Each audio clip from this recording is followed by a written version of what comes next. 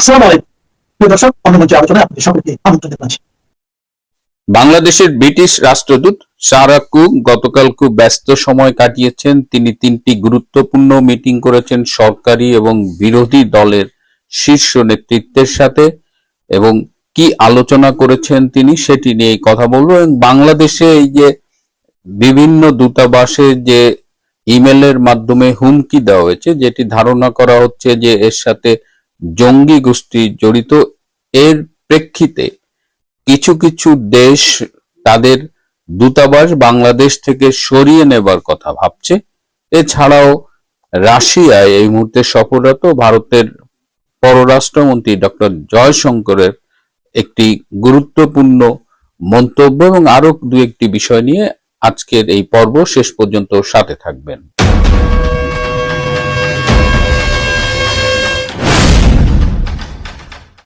12টি দূতাবাসে ইমেলের মাধ্যমে কারা হুমকি দিয়েছে, প্রিয় বন্ধুরা প্রীতি, সালাম এবং শুভেচ্ছা নেবেন। গতকাল ব্রিটিশ রাষ্ট্রদূত সারাহ কুক দুপুর 3:30টায় বাংলাদেশের স্বরাষ্ট্রমন্ত্রী সালাউদ্দিন আহমেদের সাথে মিটিং করেছেন। বিকেল 5:30-এ জামাতের আমির এবং বিরোধী দলীয় নেতা ডক্টর শফিকুর রহমানের সাথে মিটিং করেছেন এবং 7:30টার দিকে বাংলাদেশের প্রধানমন্ত্রী তারেক রহমানের সাথে মিটিং করেছেন। সালাউদ্দিন আহমেদের সাথে মিটিংয়ে তিনি বাংলাদেশের এই যে বর্তমান পরিস্থিতি, নিরাপত্তা, আইন শৃঙ্খলা পরিস্থিতি, এগুলো নিয়ে আলাপ করেছেন এবং তিনি বাংলাদেশে বিশেষ করে যেসব বিদেশি কূটনীতিকরা আছে তাদের নিরাপত্তা প্রদান করবার জন্য কথা বলেছেন।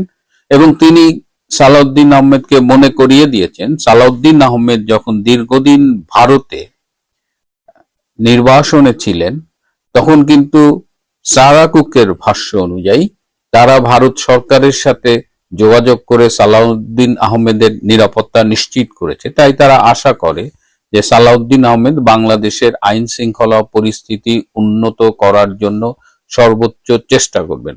যদিও সালাউদ্দিন আহমেদ বলেছে যে সেই একই কথা যে বাংলাদেশে জঙ্গি নেই, এগুলো বিরোধী দলীয় অপপ্রচার, আওয়ামী লীগের অপপ্রচার। সারাহ কুক তাকে মনে করিয়ে দিয়েছেন বাস্তবতাটা তারা জানেন এবং এই অবস্থা থেকে বাংলাদেশের উত্তরণ হওয়া উচিত। ডাক্তার শফিকুর রহমানের সাথে মিটিং এ সারাহ কুক আলাপ করেছেন এই যে বাংলাদেশে বর্তমানে যে জঙ্গিবাদের উত্থান, সেইখানে জামাতের সাথে এর সম্পৃক্ততা কতটুকু। কারণ এর আগে যতবারই জঙ্গি মুভমেন্ট হয়, জঙ্গিদের উত্থান হয়, জামাতের সম্পৃক্ততা নিয়ে কিন্তু একটি আলোচনা থাকেই। সেটি মনে করিয়ে সারাহ কুক বলেছেন যে বর্তমান যুগে সবকিছু টেকনোলজির মাধ্যমে সব এভিডেন্স কিন্তু আইডেন্টিফাই করা যায়, কোনো কিছুই হাইড করা যায় না। সুতরাং জামাত যদি বলে যে এইসব জঙ্গিবাদের সাথে আমাদের সম্পৃক্ততা নাই, তাহলেই কিন্তু সেটা নাই হয়ে যায় না, বরং জামাতের সাথে তাদের কোনো রিলেশন আছে কি না সেই ইনফরমেশনটা কিন্তু এখন আর কালেক্ট করতে খুব কষ্ট করতে হয় না। এবং সারাহ কুক তিনি ব্রিটিশ গোয়েন্দা সংস্থার সাথেও কাজ করেছিলেন বলে শোনা যায়। সুতরাং সারাহ কুক তাকে বলে দিয়েছেন যে এইসব জঙ্গিবাদের সাথে জামাতের কোনো সম্পৃক্ততা যেন না থাকে এবং তাদের এইগুলো থেকে দূরে সরে যাওয়া উচিত। তারেক রহমানের সাথে আলোচনায় তিনি ব্রিটিশ সরকারের পক্ষ থেকে জানিয়েছেন যে তারা তারেক রহমান সরকারের সাথে আছেন এবং ব্রিটিশ সরকার চায় যে বাংলাদেশে একটি ইনক্লুসিভ পলিটিক্যাল এবং ডেমোক্রেটিক এনভায়রনমেন্ট তৈরি হোক। এবং তিনি বলেছেন যে বাংলাদেশ কিন্তু জঙ্গিদের অভয়ারণ্যে পরিণত হচ্ছে এবং এই যে IRI এর যে একটা জরিপ, সেখানেও কিন্তু বাংলাদেশ যে জঙ্গিবাদের অভয়ারণ্যে পরিণত হচ্ছে সেই ফাইন্ডিংস কিন্তু পাওয়া গেছে। এবং তারেক রহমানকে বলেছে যদি বাংলাদেশ একটা ইনক্লুসিভ ডেমোক্রেটিক এনভায়রনমেন্ট না থাকে তাহলে সেটি জঙ্গিবাদের উত্থানের জন্য সহায়ক হবে এবং বাংলাদেশের সামনে যে জ্বালানি এবং অন্যান্য বিষয়ের যে সমস্যাগুলো আসছে সেগুলো নিয়ে তাদের চিন্তা ভাবনা করা উচিত। সরকারের নিজস্ব অ্যাসেসমেন্টই কিন্তু বলছে যে ব্রিক্স সম্মেলনের আগে ইরান যুদ্ধ আরো তীব্র হতে পারে এবং সেক্ষেত্রে বাংলাদেশের জ্বালানি সরবরাহ, জ্বালানি নিরাপত্তা এগুলো মারাত্মকভাবে বিঘ্নিত হবে এবং সরকার যদি এগুলো কন্ট্রোল করতে না পারে আগামী 3 মাস পরে কিন্তু বাংলাদেশে এই জ্বালানি পরিস্থিতি ভয়াবহ আকার ধারণ করবে। তো এখন আমরা যতদূর জানি, খবর পাই, তাতে হলো যে America, UK, Canada, France, India এরা সবাই মিলে চেষ্টা করছে যে বাংলাদেশে একটা ইনক্লুসিভ পলিটিক্যাল এনভায়রনমেন্ট ফিরে আসুক এবং যদি এই ইনক্লুসিভ এনভায়রনমেন্ট কেউ চায় তাহলে অবশ্যই বাংলাদেশ আওয়ামী লীগের কার্যক্রমের উপর থেকে নিষেধাজ্ঞা প্রত্যাহার করে নিতে হবে এবং সেই লক্ষ্যে কিন্তু বিদেশের অনেকগুলো শক্তি কাজ করে যাচ্ছে। এখন তারেক রহমানের যে অবস্থা, তারেক রহমান সরকারের উপরে এই আইএসআই, পাকিস্তান এদের একটা আছড় আছে এবং তারা তারেক রহমানকে সুকৌশলে কিন্তু ভারত থেকে আওয়ামী লীগের যে নিষেধাজ্ঞা প্রত্যাহার করা এগুলো থেকে তারা কিন্তু দূরে রাখছে এবং যার ফলে বাংলাদেশ একটা ভয়াবহ ভবিষ্যতের দিকে এগিয়ে যাচ্ছে। এদিকে তারেক রহমান 30শে অগাস্ট ভারত সফরে যেতে চান বলে ভারতকে জানিয়েছেন, কিন্তু দিল্লি এখনো তাদের কোনো প্রতিক্রিয়া জানায়নি, কারণ আমরা আগেই বলেছি যে 25শে আগস্ট পর্যন্ত ভারতের পক্ষ থেকে একটা ডেট দেওয়া ছিল।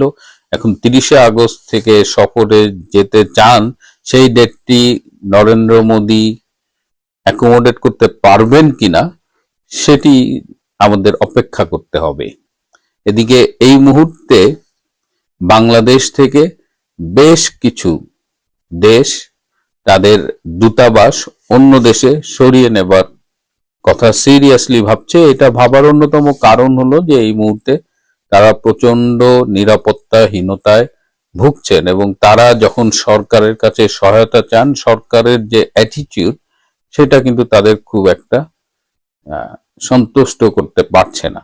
তারপরেও ঢাকায় খবর নিয়ে জানলাম যে সরকারের পক্ষ থেকে কূটনৈতিক পাড়ার নিরাপত্তা ভালো করার জন্য একটা চেষ্টা করা হচ্ছে। একটা ছোট্ট খবর দেই, ভৈরবের একটি ওয়ার্ডের কাউন্সিলর এবং ভৈরব পৌরসভার আওয়ামী যুবলীগের সাধারণ সম্পাদক আলামিন সৈকতকে জামাত বিএনপির সন্ত্রাসীরা নির্মমভাবে কুপিয়ে হত্যা করেছে। সৈকতের জানা যায় 4 লাখের বেশি লোক উপস্থিত হয়ে প্রমাণ করে দিয়েছে যে বাংলাদেশের সাধারণ মানুষ এখন কাদের পক্ষে, কাদের জন্য আজকে তারা হাহাকার করছে, কাদের প্রত্যাবর্তনের জন্য অপেক্ষা করছে। যে আলামিন সৈকতের মতো একটা ভৈরবের মতো জায়গার একটা স্থানীয় নেতা এবং কাউন্সিলর, তার জানা যায় 4 লক্ষের বেশি লোক হয়েছে। যদিও বাংলাদেশের মিডিয়া এই জামাত বিএনপির সন্ত্রাসীদের কথা বলতে পারেনি, তারা বলছে দুর্বৃত্তরা তাকে কুপিয়ে হত্যা করেছে। প্রধানমন্ত্রী তারেক রহমানের ভারত সফর নিয়ে এখনো অনিশ্চয়তা কাটেনি যদিও, কিন্তু এই মুহূর্তে আমরা খবর পাচ্ছি যে বাংলাদেশের বেশ কিছু আমলা ভারতে দীর্ঘদিন ধরে যাওয়া আসার মধ্যে আছেন এবং ভারতের একদিকে তারেক রহমানের উপদেষ্টা, বিএনপির নেতারা, জামাত, এনসিপি সমানে ভারতকে গালাগালি করছে, অন্যদিকে বাংলাদেশের জ্বালানি নিরাপত্তা, জরুরি নিত্য প্রয়োজনীয় পণ্য এগুলো পাওয়ার জন্য কিন্তু তারা ভারতের সাথে নেগোশিয়েট করেই যাচ্ছে। এই প্রেক্ষিতে বর্তমানে যে মস্কো সফররত ভারতের পররাষ্ট্রমন্ত্রী ডক্টর জয়শঙ্কর, তিনি গতকাল একটি বিশ্ববিদ্যালয়ের ছাত্রদের উদ্দেশ্যে বক্তৃতা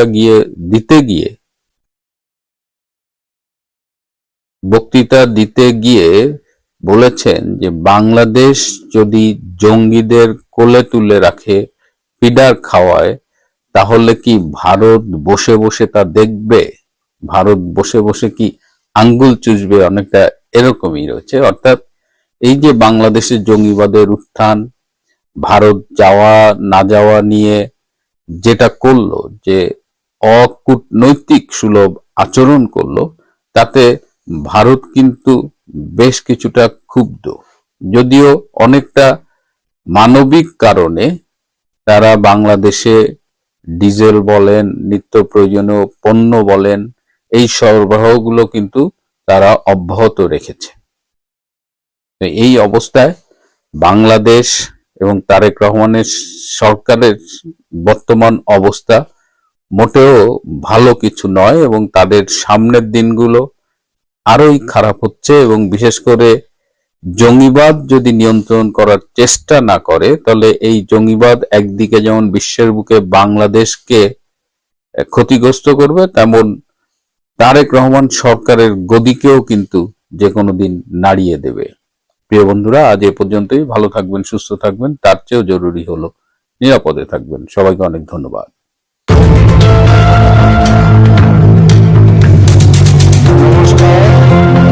ক্যালকাটা ডায়ালগস থেকে মনোজ দাসের প্রীতি ও শুভেচ্ছা নিন। একদিকে দিল্লি সফরের প্রস্তুতি প্রায় শেষ হয়ে গিয়েও বাতিল, অন্যদিকে বাংলাদেশ কিনতে চাইছে চীনের J-10C যুদ্ধ বিমান। আবার সৌদি আরব, তুরস্ক ও পাকিস্তানকে নিয়ে কথিত মক্কা জোটে বাংলাদেশের যোগদানের সম্ভাবনা নিয়েও শুরু হয়েছে আলোচনা। অর্থাৎ কূটনৈতিক বার্তাটা পরিষ্কার, ঢাকা যেন বলতে চাইছে দিল্লিকে কেয়ার করি না। বাংলাদেশ একটি স্বাধীন সার্বভৌম রাষ্ট্র, ভাবতেই পারে এমন কথা, কাকে কেয়ার করবে কিংবা কেয়ার করবে না। কিন্তু ভাবা এক জিনিস আর বলা আর এক জিনিস। মনের কথা সবসময় মুখে বলতে নেই, বলাটা উচিত নয়। আর আন্তর্জাতিক কূটনীতিতে তো এটা একটা অবশ্য মান্য কথা একটা। আর এটা যদি দুই প্রতিবেশী দেশের মধ্যে হয় তাহলে সমস্যা জটিলতর হয়ে যায়। আর এটাই হলো ভারত আর বাংলাদেশের মধ্যে এই আজকের যে তলানিতে এসছে সম্পর্ক, সেই সম্পর্কের একটা ছবি। প্রসঙ্গ ছিল চীনের কাছ থেকে J-10C মাল্টিরোল যুদ্ধ বিমান ক্রয়ের প্রসঙ্গ। এ খবর নতুন নয়, বেশ কিছুদিন ধরেই সংবাদ মাধ্যমে ঘুরছে। বলতে গেলে তারেক রহমানের চীন সফরের সময় থেকেই শোনা যাচ্ছে চীনের কাছ থেকে বেশ কিছু J-10C যুদ্ধ বিমান কিনবে বাংলাদেশ। কতগুলো বিমান, কি দামে কেনা হবে, বেচাকেনার ডিটেলস, কবে নাগাদ কার্যকর হবে এই বিক্রি বাটা, এসব এখনো চূড়ান্ত হয়নি। কিন্তু তারই মধ্যে আজ তারেক রহমানের তথ্য উপদেষ্টা জাহেদুর রহমান এই যুদ্ধ বিমান কেনার প্রসঙ্গ নিয়ে কথা বলতে গিয়ে এমন কিছু বলে ফেললেন যেটা বলার আদৌ কোনো দরকার ছিল না। চীনের কাছ থেকে যুদ্ধ বিমান কেনা হবে ভারতকে মোকাবিলা করার জন্য, এটা ভাবতে খুব বেশি মাথা ঘামাবার দরকার পড়ে না।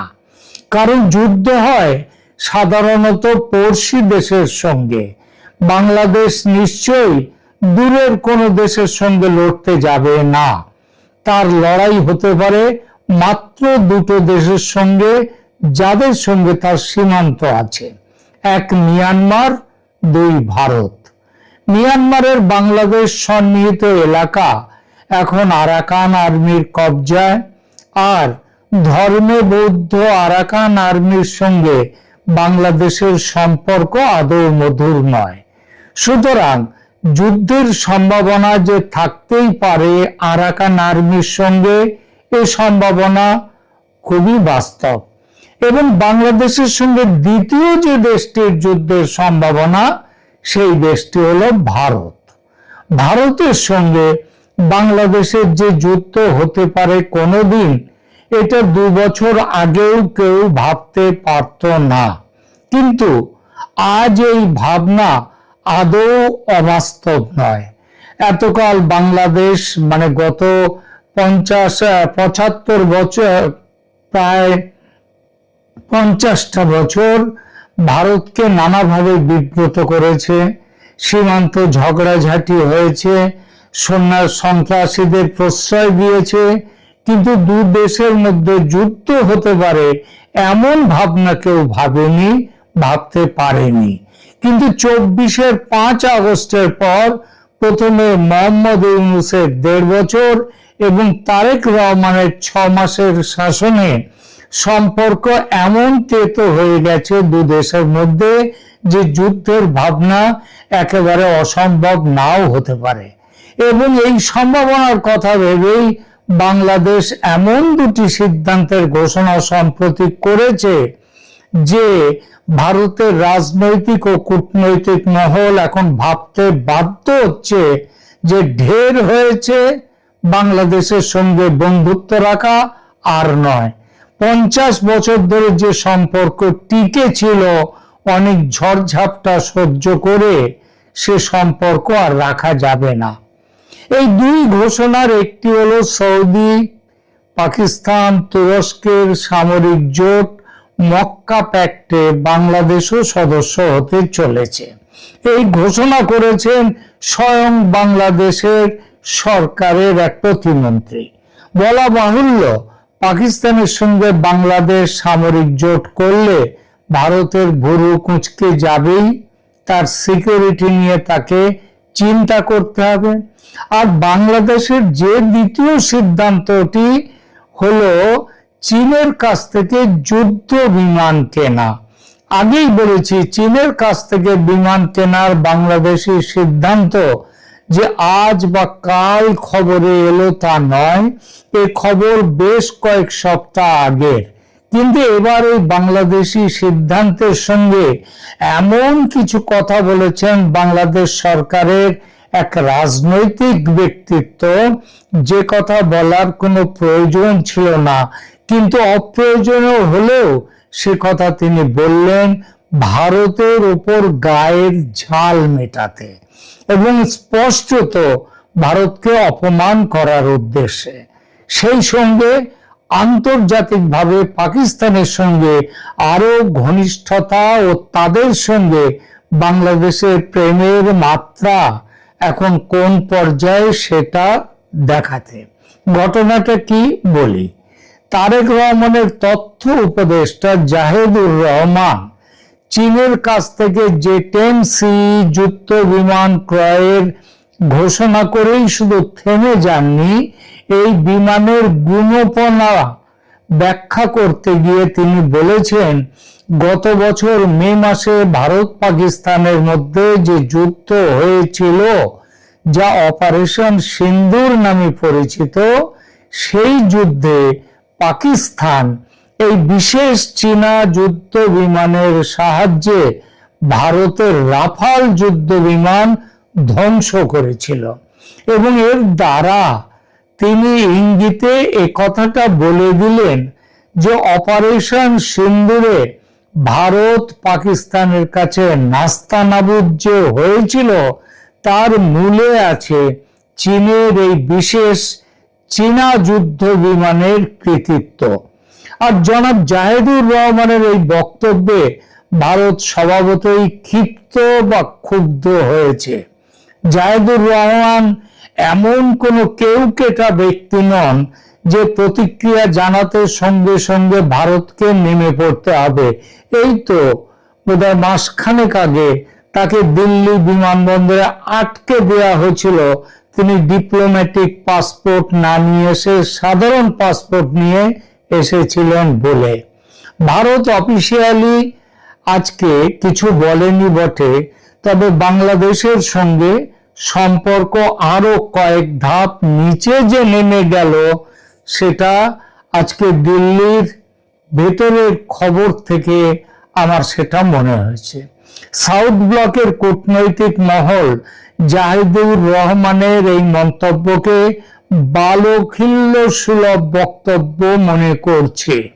এজন্যই মনে করছে যে অপারেশন সিন্দুরে পাকিস্তান নাস্তানাবুদ হয়েছিল, এটা শুধু ভারত মনে করে না, মনে করে সারা পৃথিবীর সমর বিশেষজ্ঞরা। বাংলাদেশের কোথায় কোন চ্যাংড়া উপদেষ্টা কি বলল তাতে কিছু এসে যায় না। আন্তর্জাতিক যুদ্ধ ও কৌশলগত বিশেষজ্ঞ এবং বিভিন্ন প্রতিরক্ষা গবেষণা প্রতিষ্ঠানের বিশ্লেষণে অপারেশন সিন্দুরে ভারতের স্পষ্ট অগ্রগতির কথা বলা হয়েছে।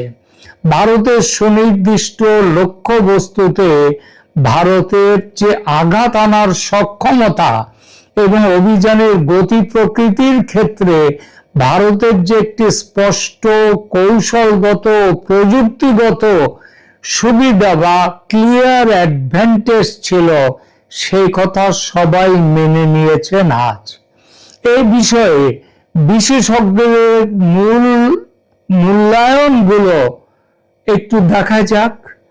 একটা হচ্ছে 2025 সালের মে মাসে পহেলগাঁওয়ের সন্ত্রাসী হামলার পর পরিচালিত এই অভিযানে ভারত দীর্ঘ পাল্লার সুনির্দিষ্ট ক্ষেপণাস্ত্র ও প্রযুক্তি যেমন ব্রহ্মস ও অন্যান্য আধুনিক অস্ত্র ব্যবহার করে পাকিস্তানের অভ্যন্তরে নির্দিষ্ট লক্ষ্যবস্তুতে আঘাত এনেছিল। সামরিক বিশ্লেষকদের মতে, আবার বলি ভারতের নয়, আন্তর্জাতিক সামরিক বিশ্লেষকদের মতে এই অভিযানের গতি ও পরিকল্পনা ভারতের পেশাদারিত্ব এবং ভারতের উন্নত যুদ্ধ কৌশলের প্রমাণ দেয়। পারমাণবিক ভীতির বাধা অতিক্রম করার ব্যাপারে কি বলেছে? আন্তর্জাতিক থিঙ্ক ট্যাঙ্ক ও সামরিক বিশেষজ্ঞদের অনেকে মনে করেন এই সংঘাত পাকিস্তানের দীর্ঘদিনের যে ফুল স্পেকট্রাম নিউক্লিয়ার ডিটারেন্স বা পারমাণবিক প্রতিরোধের ধারণার সীমাবদ্ধতা প্রকাশ্যে এনেছে। পরমাণু বোমার জুজু দেখিয়ে ভারতকে বড় ধরনের জবাব দেয়া থেকে বিরত রাখা যায়নি। যৌথ সামরিক সমন্বয়ের ব্যাপারে কি বলেছেন আন্তর্জাতিক বিশেষজ্ঞরা? যে ভারতীয় সশস্ত্র বাহিনীর 3 অঙ্গের স্থল, আকাশ ও নৌবাহিনী তাদের মধ্যে উন্নত সমন্বয় এবং আন্তর্জাতিক আধুনিক প্রযুক্তির ব্যবহার কৌশলগত মহলে ইতিবাচক মূল্যায়ন পেয়েছে। পাকিস্তানের বিপরীতে পাকিস্তানের অবস্থান কি? অন্যদিকে পাকিস্তানের সামরিক ও সরকারি পক্ষ ভারতের এই সাফল্য সংক্রান্ত দাবিগুলোকে স্বীকার করেনি।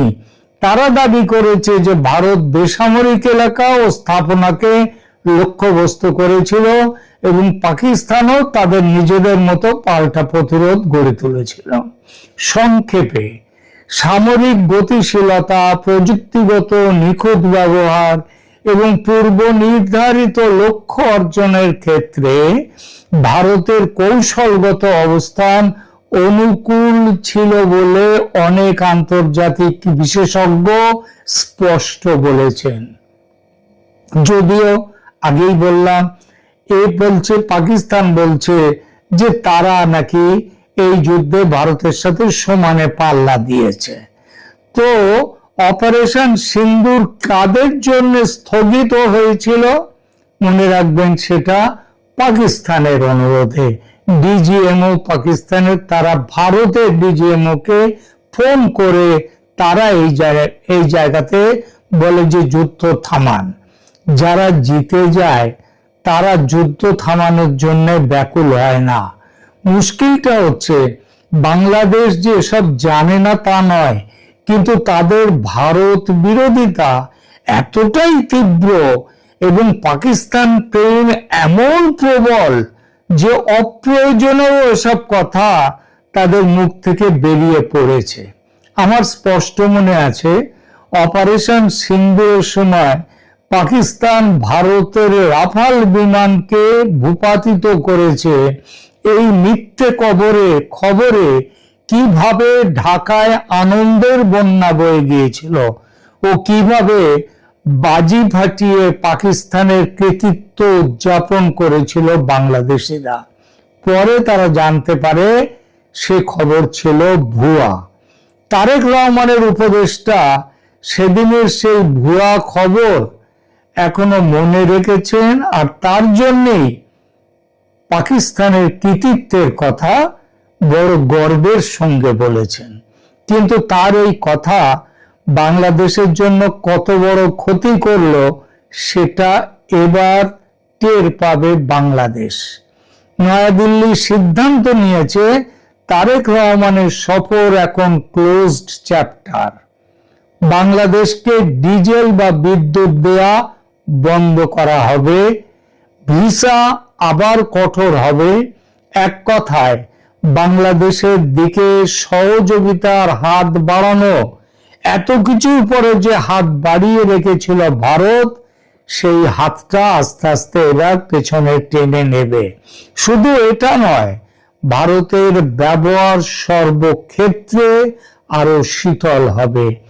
তার মানে আজকে বাংলাদেশ যে জ্বালানি সংকটে, বিদ্যুৎ সংকটে ভুগছে, ভারতের একটু ছোট্ট একটা টোকা মারলেই সেই সংকট কয়েক গুণ বেড়ে যাবে। বাংলাদেশের অর্থনীতি ধ্বংস হবে।